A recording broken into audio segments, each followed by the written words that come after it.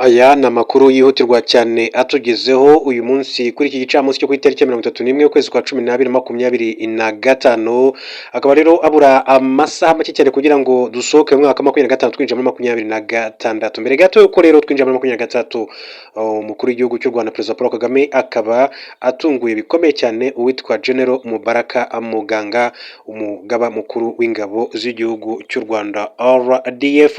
Yitwa General Mubaraka Muganga abaye mu nshingano zitandukanye mu gisirikare cy'u Rwanda RDF, yayoboye ingabo z'u Rwanda mu ntara y'Iburasirazuba, yabaye mu bibazo bw'ikipe ya APRFC mbere yuko aza kugirwa full general Mubaraka Muganga. Uyu munsi rero akaba rero ari inkuru itunguranye cyane itugezeho muri aka kanya, nifuza ko tugarukaho mu kanya gato nyuma yo kubaha inshamake y'amakuru y'ingenzi agezweho muri aka kanya. Byinshi cyane bikomeza kugenda bivugwa duciye muri Congo Brazzaville. Akaba rero amakuru avuga yuko Perezida wa Repubulika ya Congo Denis Sassou Nguesso ateganya gutanga kandidatire kugira ngo azongere ahatane mu matora y'umukuru w'igihugu ateganyijwe ku 22 Werurwe 2026. Ishyaka PCT Parti Congolais du Travail riri ku butegetsi muri Congo Brazzaville ryafashe umwanzuro ku itariki 30 Ukuboza 2025 nyuma itora ryakozwe n'abanyamuryango baryo. Denis Sassou Nguesso w'imyaka 82 yatangiye kuyobora Congo mu mwaka wa 1979, mu mwaka wa 1992 asimburwa na Pascal Lissouba wamutsinze mu matora nasubiye ku butegetsi mu mwaka wa 1997 ubwo yakuragaho Lissouba binyuze mu ihirikwa ry'ubutegetsi cyangwa se coup d'etat. Muri 2002 no muri 2009 habaye amatora ya perezida wa Congo, Nguesso arayegukana. Muri 2016 itegeko nshinga ry'iki gihugu ryaravuguruwe hakurwa imyaka ntarengwa y'uwemerewe guhatana yari 70, hanyuma yigizwa hejuru. Nyuma y'imyaka ibiri Denis Sassou Nguesso atsinze andi matora yabaye muri 2021 2023, abatavuga n'umutegetsi bwe barimo Jacques Joachim Yombi Opango barihuje kugira ngo rero bazamuganze mu matora ataha. Umutekano w'amatora yo muri Congo uba wakajwe cyane, bitegejwe ko rero habura iminsi igera kuri 5 ngo amatora yo muri Werurwe 2026 abe, abasirikare bazatora kugira ngo rero bazashobore kubungabunga ituze nk'uko amakuru akomeza kugenda abivuga muri kariya gace. Hanyuma rero mu makuru akomeza kugenda avugwa yishamake kugira ngo tugaruke ku nkuru yacu nyirizina kuri General Mubaraka Muganga tugeze muri aka kanya. Babwire yuko Minisiteri y'Ububanyi n'Amahanga n'Ubufatanye Mpuzamahanga ya Mali yatangaje ko yafashe ingamba zikakaye ku bafite ubwenegihugu bwa Leta Zunze Ubumwe za Amerika bayinjiramo. Wa 16 Ukuboza 2025 nibwo inzego za Leta Zunze Ubumwe za Amerika zafashe icyemezo cyo gukaza amabwiriza kubinjira muri icyo gihugu harimo n'abo muri Mali. Amerika yashyize abaturage bo muri Mali ku rutonde rw'ibihugu byashyiriweho amabwiriza akomeye, aho kubona visa, zaba iyo kwiga, gutembera, gucuruza, gutura burundu n'izindi zose zahagaritswe ku bari hanze yayo. Iyo cyemezo cyo kubuza abaturage ba Mali kubona visa nshya kizatangira kandi kubahirizwa ku itariki ya 2026. Mali yagaragaje ko icyo cyemezo cyafashwe nta biganiro byabanje n'inzego zibishinzwe za Mali, ndetse ikanenga n'impamvu z'umutekano zavuzwe kuko rero ngo zidahuye n'ukuri kugaragara. Yerekanye ko icyo cyemezo gifite indi mvano ishobora kuba iri ahandi hatari mu mpamvu zavuzwe. Itangazo rya Minisiteri y'Ububanyi n'Amahanga ryakomeje rigaragaza ko guverinoma ya Mali izakurikiza ako kanya ingamba nk'izo ku baturage ba Amerika n'amabwiriza n'ibisabwa kimwe bishyirwa ku baturage ba Mali bashaka rero kwinjira muri Leta Zunze Ubumwe za Amerika. Yemeje kandi ko gukomeza guteza imbere imikoranire myiza yubahiriza inyungu z'impande byombi kandi ishingiye ku bwubane n'abafatanyabikorwa bayo bose mpuzamahanga. Bivugwa ko ibindi bihugu byo muri Afurika byafatiwe ibyemezo bikakaye ku kwinjira muri Amerika biri muri gahunda yo gufata ibyemezo bisa n'ibyo ku baturage ba Amerika bashaka kubyinjiramo nk'uko amakuru akomeza kugenda abishimangira. Hanyuma tugenda dusatira umusozo w'amakuru yacu mu bw'inshamake kugira ngo twinjire ku nkuru ivugwa kuri General Mubaraka Muganga. Mbabwire ko intumwa ya Afurika y'Epfo mu muryango w'abibumbye yitwa Matu Joine yamaganye icyemezo Israel iherutse gufata cyo kwemera ubwigenge bwa Somaliland, avuga ko ari uburyarya no gutera urwenya ashingiye ku kuba Israel yaranze kwemera leta ya Palestine. Inama y'igitaraganya y'akanama Karoni gashinzwe umutekano yabereye i New York kuwa mbere, Joine yagaragaje uko imyitwarire ya Israel ihabanye n'ibyemezo by'ibihugu mpuzamahanga. Hanyuma iti n'uburyarya ndetse no gushaka gutera urwenya kuba Israel igaragaza ko ari cyo gihugu cyonyine cyemera Somaliland mu gihe yanze kwemera Palestine, nyamara mu bihugu bigize Loni hafi ya byose byaremeje ko ari leta yemewe mu mategeko mpuzamahanga. Iyo nama yateguwe ku busabe bwa Somalia nyuma y'uko Israel ku 26 Ukuboza yatangaje ko yabaye igihugu cya mbere kigize Loni cyemeye ku mugaragaro Repubulika ya Somaliland nk'igihugu cyigenga. Joyini yakomeje avuga ko bikorwa bya leta ya Israel bisenya amahame mpuzamahanga, ati ibikorwa byabo bisenya amahoro, ati nk'ibikorwa bya leta ya Israel bikwiriye kwamaganwa. Mu itangazo ryihariye kandi yashyizwe hanze n'ikigo cy'Afurika y'Epfo gishinzwe umubano mpuzamahanga n'ubufatanye DIRICO, umuvugizi wacyo witwa Crespin File nawe yunze mu ryo kwamagana Israel, ati kwemera Somaliland ni ugusuzugura ubusugire bw'ubutaka bwa Repubulika ya Somalia kandi ni ikibazo gikomeye cyane ku mahoro mu ihembe rya Afurika. Tariki 26 Ukuboza 2025 ubwo Minisitiri w'Intebe w'Ububanyi n'Amahanga wa Israel Benjamin Netanyahu yashyize umukono ku itangazo ryemeza ko Somaliland ari igihugu cyigenga, bagaragaza ko biteguye gutanga ubufatanye hagati impande zombi mu rwego rw'ubuhinzi, ubuzima, ikoranabuhanga n'ubukungu. Somalia yamaganye icyemezo cya leta ya Israel ku ikubitiro, ivuga ko kwemeza Somaliland nk'igihugu bivogera ubusugire bwayo. Isobanura ko Somaliland ikiri igice cy'igihugu nubwo imaze imyaka 30 ifite inzego zigenga nk'uko amakuru abivuga. Ikaze rero ku makuru yacu nyirizina, mbabwira ko umukuru w'igihugu cy'u Rwanda Perezida Paul Kagame yatunguye General Mubaraka Muganga n'izindi ngabo z'igihugu cy'u Rwanda ndetse n'inzego z'umutekano muri rusange mu butumwa yabagene mbere yuko dusoza umwaka 2025 twinjira muri 2026. Perezida Paul Kagame akaba rero yashimiye ingabo z'u Rwanda zafatanyije n'abazafashe abanyarwanda kwiteza imbere batekanye muri uyu mwaka wa 2025. Ubutumwa bw'ishimwe yashimiraga ingabo rusange ubwo n'abayobozi bazo harimo na General Mubaraka Muganga. Perezida wa Repubulika y'u Rwanda akaba ari umugaba w'ikirenga w'ingabo z'u Rwanda Paul Kagame yashimiye ingabo z'u Rwanda, inzego z'umutekano ku muhate zagaragaje mu mwaka 2025 wose mu bikorwa byo kurinda umutekano w'u Rwanda n'ubusugire bwarwo, byatumye ibikorwa by'iterambere bikorwa nta nkomyi. Bikubiye mu butumwa busoza mwaka Perezida Paul Kagame yageneye ingabo z'u Rwanda n'inzego z'umutekano bwashyizwe hanze ku 29 Ukuboza 2025, Perezida Kagame yagaragaje ko mu bihe bikomeye birimo imbogamizi zitandukanye, ingabo z'u Rwanda n'abashinzwe umutekano bakomeje kuba indashyikirwa haba imbere mu gihugu no mu butumwa zijyamo hanze yacyo. Yashimangiye ko imbere mu gihugu guhora muri maso ati bitanga umutekano ku baturage, bigatanga umutekano ku gihugu n'ubusugire bwacyo. Perezida Paul Kagame kandi yashimye ko no mu butumwa ingabo z'u Rwanda zijya mu mahanga zikomeza kubahiriza ibyo igihugu cyiyemeje byo kurinda ubuzima hakoreshejwe ibishoboka byose kugira ngo birimo ndetse n'ubumenyi. Yagize ati kubera umuhate wanyu u Rwanda rukomeje kugira amahoro n'ituze, igihugu cyacu ati cyageze ku iterambere rifatika ku nzego zinyuranye, kandi abaturarwanda bashima uruhare rwanyu rwabafashije gukora ibikorwa byabo by'iterambere ry'imibereho myiza n'ubukungu, ati batuje kandi batekanye. Yashimangiye ko ingabo z'u Rwanda n'inzego z'umutekano muri rusange zigeze ku rwego yahoze azifuzaho muri uyu mwaka, ati mwakomeje kujya mbere mu nkingi z'ubumwe, kwesha agaciro n'imbaraga, mubasha kandi kurinda inyungu z'igihugu mubigiranye n'indangagaciro z'ubunyangamugayo ndetse no gukunda igihugu. Perezida Kagame yasabye ingabo z'u Rwanda n'inzego z'umutekano ko mu mwaka mushya wa 2026 tuzakomeza kandi kurangwa n'ubunyangamugayo ndetse no kubazwa inshingano kuko aribyo biranga ingabo zacu. Ati ni mucyo dukomeze tube maso, duhangana n'imbogamizi zirushaho gukomera, ariko tukanakomeza guharanira kugera ku ntego dusangiye yo kugira u Rwanda rutekanye, ruteye imbere kandi rwunze ubumwe. Ashimangiye by'umwihariko ingabo z'u Rwanda anazishimira abashinzwe umutekano bari mu butumwa kure y'imiryango yabo batazabasha kandi kwishimana nayo mu bihe by'iminsi mikuru isoza umwaka. Ati tuzirikana byimazeyo ubwitange bwanyu n'ubw'imiryango yanyu. Bihanganishije kandi ababuze ababo bari mu kazi ko kurinda umutekano w'igihugu, abizeza ko tuzakomeza kandi kubaba hafi. Makuru agaragara ku rubuga rwa Loni yemeza ko u Rwanda rufite abasirikare n'abapolisi bari mu butumwa bw'amahoro 5885. U Rwanda rwatangiye kandi kohereza abasirikare n'abapolisi mu butumwa bwa Loni bwo kugarura amahoro muri 4 hari nyuma y'imyaka 10 ingabo za MINUAR zari mu Rwanda kuva mu mpera z'umwaka w'1993 zinaniwe guhagarika jenoside yakorewe abatutsi. Magingo aya mu butumwa bwa Loni kandi bwo kugarura amahoro hamaze kugwa abasirikare b'u Rwanda bagera kuri 73 bamaze kuhasiga ubuzima nk'uko amakuru akomeza kugenda bishimangira.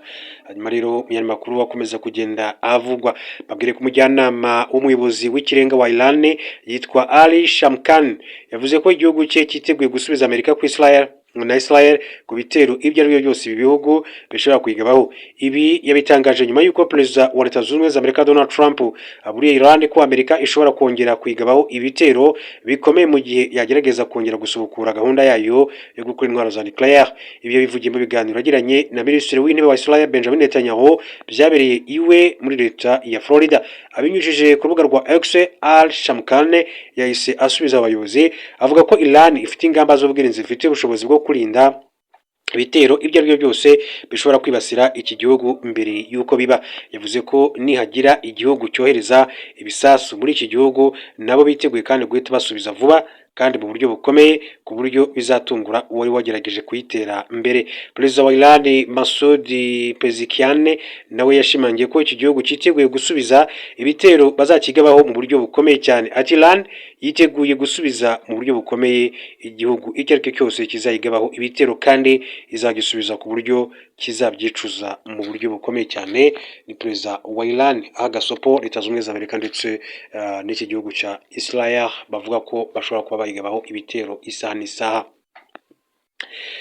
Mu yandi makuru, abantu benshi cyane bakurikiranira hafi intambara mu burasirazuba bwa Repubulika ya Demokarasi ya Kongo baratunguwe ubwo mu bice bigize ikibaya cya Ruzizi mu ntara Kivu y'Amajyepfo hatangiraga imirwano ikaze habura iminsi mike ngo i Washington hasinye amasezerano y'amahoro n'ubufatanye bw'akarere mu iterambere ry'ubukungu. Imirwano yatangiye ku itariki ya 2 Ukuboza 2025 ubwo ingabo za RDC z'u Burundi, Wazalendo n'umutwe w'iterabwoba wa FDLR byarasaga ibisasu biremereye cyane mu bice bigenzurwa na AFC 23 muri teritwari ya Walungu birimo centre ya Kamanyora na Kaziba. AFC 23 yari yamenye umugambi w'iki gitero mbere yuko igitangira, yakoresheje imbaraga zidasanzwe mu gusubiza umwanzi ikoresheje ihame imenyereweho ryo gusenyera ikibi aho gituruka. Nibwo yafashe centre ya Katogota iramanuka igera mu mujyi wa Uvira tariki ya 9 Ukuboza. Umuyobozi wungirije wa AFC 23 ushinzwe ibikorwa bya politike, diplomasi n'imiyoborere Bertrand Bisimwa yasobanuriye The New Times ko ubwo aba barwanyi babo bafataga umujyi wa Bukavu muri Gashyantare, imitwe y'Abazalendo yahungiye umujyi wa Uvira ikajya kandi ihabwa ubufasha n'ingabo z'u Burundi.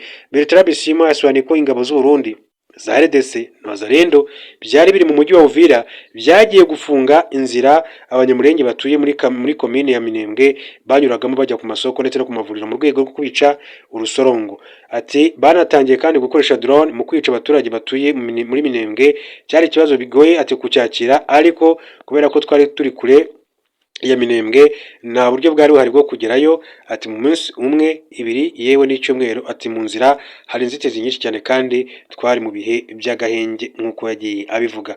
Uko rero icyemezo cyo gufata umujyi wa Uvira cyaje, Bisimwa yatangaje ko ubwo ihuriro ry'ingabo za leta ya RDC ryarasaga mu bice birimo Kamanyora na Kaziba, AFC 23 yabibonye nk'umwanya wo kujya gutabara abanyamurenge bari bakomeje kwicwa mu buryo butandukanye. Ati ubwo baduteraga twaravuze tuti rwose uyu ni umwanya wo kugarura amahoro muri kiriya gice cy'igihugu. Nuko twageze muri Uvira kugira ngo duhagarike ubwicanyi, duhagarike politike y'ivangura, duhagarike politike y'urwango rwibasira amoko, dufungure inzira zigera kuri Minembwe, dufashe kandi batuye muri Minembwe kongera kubaho kubera ko bapfaga buri munsi.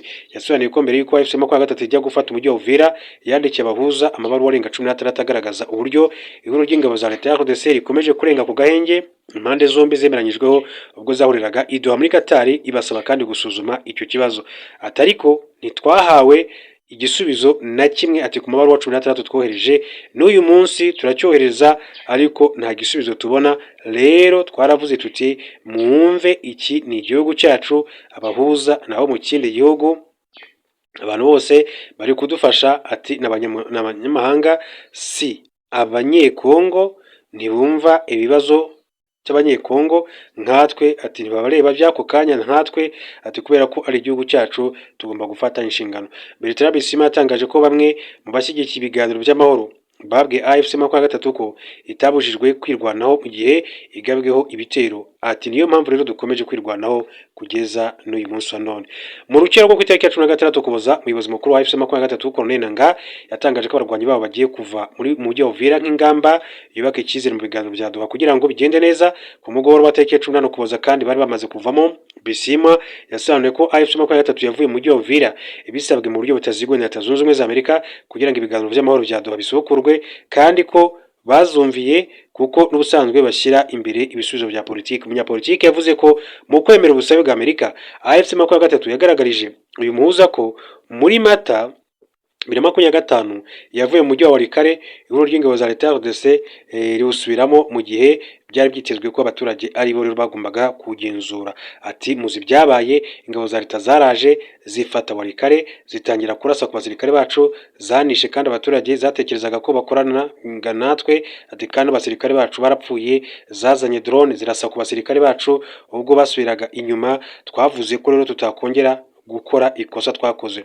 Alliance Fleuve Congo M23 yagejeje kuri Amerika icyifuzo cyuko mu gihe abarwanyi bayo bava mu mujyi wa Uvira no mu bice bihana imbibi hakoherezwa ingabo zitagira uruhande zibogamiyeho kugira ngo rero zirinde abaturage baho barenga miliyoni. Kubera ko ati murabizi ko Uvira n'ibice bihana imbibi ati bituwe n'abarenga miliyoni imwe. Ati ni wabasiga uko nta mutekano, ati nta buyobozi, ibyo byarema ishyamba. Ati kandi uzi icyo ishyamba ari cyo, ati Kongo isanzwe ari ishyamba, ntiwari kwemera ko naho haba ishyamba. Twasabye abanyamerika kohereza ingabo zitagira abo zibogamiye kubera ko ubusabe ari bwo bwaturutseho rero, ariko Bisimwa bisobanuye. Bisimwa yavuze ko M23 yari itewe impungenge n'uko ihuriro ry'ingabo za leta ya RDC ryari gusubira mu mujyi mu mbibi zikongera kandi gufunga inzira abatuye muri Minembwe banyuragamo, bikabagabaho kandi n'ibitero bitandukanye. Hanyuma atashingiye ku mwanzuro w'abakuru b'ibihugu by'umuryango wa Afurika y'Iburasirazuba East African Community muri 2022 wereje ingabo mu ntara y'Kivu y'Amajyaruguru kugira ngo zibungabunge umutekano w'abasivili batuye mu bice bigenzurwa na FC23. Leta ya RDC yatangiye kwinubira ingabo za East African Community igaragaza ko zagombaga kurwanya FC23 nibwo yoherezaga abasirikare wa Zalendo na FDLR mu bice byo muri Teritwari ya Masisi byagenzurwaga n'ingabo z'u Burundi zari muri ubu butumwa. Impera za 2023 leta ya RDC yirukanye ingabo za East African Community zisimbuza izo muryango wa Afrika y'Amajyepfo SADC zo zari ziyemeje kurwanya AFC23. Izo Burundi zari muri Masisi zasigaye hashingiye ku masezerano ibihugu byombi byagiranye muri Kanama 2023. Bisimwa yatangaje ko iyo leta ya RDC itivanga mu kazi k'ingabo za East African Community zari gukomera imirwano y'impande zombi zigakomeza kandi ibiganiro kugeza ku musozo, yizera ko iyo zigumayo aya makimbirane yashoboraga kuba yarakemutse burundu. Kuri Bisimwa ntacyo bitwaye kuba East African Community yakuriza ingabo zayo mu mujyi wa Uvira no mu bice bihana imbibi kuko FC23 itayifata nk'uruhande rubogamye. Yasobanuye ko ibihugu byo muri uyu muryango byo byumva ikibazo gihari uko bicumbikiye impunzi z'abanyekongo benshi cyane, uko rero Bertrand Bisimwa akomeza kugenda abivuga. Hanyuma ati navuga yego, ati kubera iki izo ngabo zitakongera kandi guhamagarwa, zirahari, ati ziratwegereye kandi ibihugu byatanzemo umusanzu byagizweho ingaruka n'iki kibazo kubera ko byikoreye umutwaro w'intambara zo mu burasirazuba bw'igihugu, nibyo bicumbikiye impunzi zacu, byakira impunzi ati zihunga igihugu cyazo, ati kubera imiyoborere mibi, zadufasha kandi kurinda Uvira mu buryo bworoshye nubwo Kinshasa itemera igitekerezo cyo gushyiraho igice kitagenzurwa n'ingabo cyangwa se ingabo zitagira uruhande zibogamiyeho. Bizwi ko FC23 yavuye mu mujyi wa Uvira, ariko ntibizwi niba barasubiye muri centre ya Kiriba bakagarukiraho, niba rero bari mu misozi iri mu burengerazuba bw'uyu mujyi cyangwa se intera barimo mu bice byo mu majyepfo yawo ku nkengero z'ikiyaga cya Tanganyika. Bisimwa yasobanuye ko urugamba ruri kubera mu burasirazuba bwa RDC rudafite ibice bihoraho, yavuga ko ruri kuberamo. Ati ntiwavuga ngo M23 iri hano cyangwa se FRDC iri hariya, nta mirongo y'urugamba ihari. Sinakubwira ngo twasubiye inyuma tugera muri aka gace na kariya ko ingabo zacu zizaba ziri muri aka gace kariya. Kugira ngo rero igisubizo cye cyumvikana neza, Bisimwa yasobanuye ko iyo ngingo irebana n'igisirikare kandi ko ibijyanye n'igisirikare bigomba kuba ibanga. Yemeje ko hari ubwo abarwanyi ba FC23 baba bazengurutswe n'ingabo za RDC cyangwa se begereye ibirindiro byazo nk'uko Bertrand Bisimwa yagiye abisobanura mu kiganiro gikomeye cyane yagiranye n'iki kinyamakuru Igihe. Hanyuma rero muri Kamanyora, ubuyobozi bwa centre ya Kamanyora iherereye mu ntara ya Kivu y'Amajyepfo muri Repubulika ya Demokarasi ya Kongo bwatangaje ko mu ntangiriro zo kuza 2025 yarashwemo bisasu bigera ku 150 byaturutse mu Burundi. Ubuyobozi bwa centre ya Kamanyora iherereye mu ntara ya Kivu y'Amajyepfo bivuga ko itariki ya 2 Ukuboza FC23 yahanganiye n'ingabo za RDC z'u Burundi Wazalendo n'umutwe w'iterabwoba FDLR mu bice byo muri Kivu y'Amajyepfo biherereye mu kibaya cya Rusizi. Imbarutso y'imirwano yabaye ibisasu biremereye cyane byarashwe mu bice byo muri Teritwari ya Walungu bigenzurwa na AFC23 cyane cyane muri centre ya Kamanyora ndetse na Kaziba. Umuturage wiciwe umugore n'abana babiri yatangarije urubuga rwitwa CTGL cyangwa se Conspiracy Tracker Great Rex ko mu gihe ingabo z'u Burundi zarasaga muri Kamanyola babuze uko bahunga kuko nta buryo bwo kubibafashamo bari bafite. Ati ntitwagize amahirwe yo guhunga kuko nta buryo twari dufite, twasabwe kuguma mu nzu, nuko igisasu cyaje kigwa ku nzu yacu, abantu bane barapfuye, abanjye n'umugore wanjye, abana babiri ati n'umuturanyi wari hano. Umuyobozi wa Kamanyola Hassan Shaban yatangaje ko kuva ku tariki ya 2 kugera ku tariki ya 4 Ukuboza muri centre hateye ibisasu bigera ku 150 byaturutse mu Burundi byica abaturage 8. Shaban yagize ati kuva tariki ya 2 Ukuboza twabaye mu bihe bikomeye byo kuraswaho ibisasu byaturutse mu Burundi. Muri centre ya Kamanyola harashwe ibisasu bigera ku 150, ni centre ifite ubuso bwa kilometero kare 7. Ati n'abaturage barenga 100,000, amashuri yararashwe, inzu z'abasivili zararashwe, ibitaro byararashwe, abantu 8 barapfuye. Uyu muyobozi kandi yagaragaje ko atumva impamvu ibisasu byaraswaga muri centre ya Kamanyola mu gihe imirwano beraga mu bice biri muri birometero bigera kuri 15 birimo Rubarika ndetse na Ruvungi. Ati nibaza ari ikibazo, ati kubera iki imirwano beraga muri Ruvungi na Rubarika ariko ingabo z'urundi zigafata umwanzuro wo kurasa ibisasu muri Kamanyola. Hali yubona ni ku musozi wa Vinyange, hariya ni Katoke, hariya ni mu Burundi. Bashyize intwaro ziremereye cyane zarashe hano muri Kamanyola, aho hari tariki ya 2, tariki ya 3 n'iya tariki ya 4 bakuye intwaro muri Katoke bazimurira muri Rukana, bakomeza kandi kurasa hano muri Kamanyola. Umuganga mu bitaro bya Saint Joseph muri Kamanyola yatangaje ko ubwo ingabo z'u Burundi zarasaga muri centre bakira inkomere 55 zirimo 27 zari zakomeretse cyane zoherezwa mu bitaro bikuru bya Bukavu kugira ngo zihabwe ubuvuzi bwisumbuyeho, nkuko yagiye abivuga. Ibintu bitari byoroshye, nibihe bitari byoroshye muri kariya gace muri rusange mu burasirazuba bwa Repubulika Iharanira Demokarasi ya Kongo. Murika ko abaturage benshi bagiye bahungira mu Rwanda, hariya za Rusizi bagiye bakirwa mu nkambi ya Nyarushishi, bajemo nyine kugira ngo mu by'ukuri babashe kubona ubutabazi bwisumbuyeho bitewe n'uko ibyo bisasu byakomezaga kugenda bitana ubuzima bwabo bya hato na hato muri rusange. Hanyuma rero reka mbashimire cyane mwebwe mwese mukomeza kudukurikira, mukomeza kuba natwe makuru ndetse ibiganiro byacu aho muri hirya no hino mu Rwanda no hanze y'igihugu cy'u Rwanda, mu karere k'ibiyaga bigari, muri Repubulika ya Demokarasi ya Kongo, muri Uganda, mu gihugu cya Tanzania ndetse n'igihugu cy'u Burundi, namwe dukurikiye muri hakurya y'amazi magari cyane cyane muri Leta Zunze Ubumwe za Amerika.